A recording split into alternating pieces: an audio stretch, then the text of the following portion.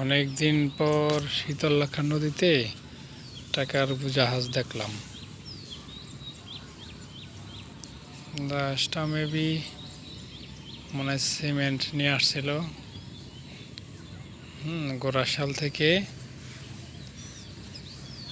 কাপাসিয়া মনে হয় নিয়ে গেছিল।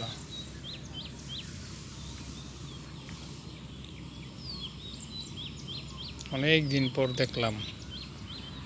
আগে তো শীতলক্ষ্যা নদীতে অনেক নৌকা ছিল, ডিঙি নৌকা ছোট ছোট। আর এখন আর আসে না এরকম।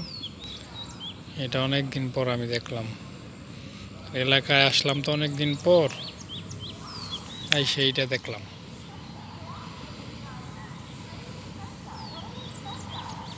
মোটামুটি বড় আছে, তাই না? এই যে শীতলক্ষ্যা নদীর পাশে মানুষ অনেক সবজি চাষ করছে। এগুলা রসুন, এগুলা ফুলকপি, তারপর পাতাকপি, তারপর টমেটো।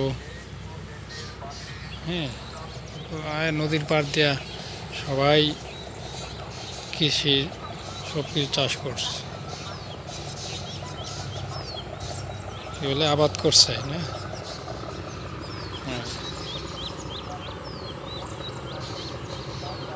বড় আছে না?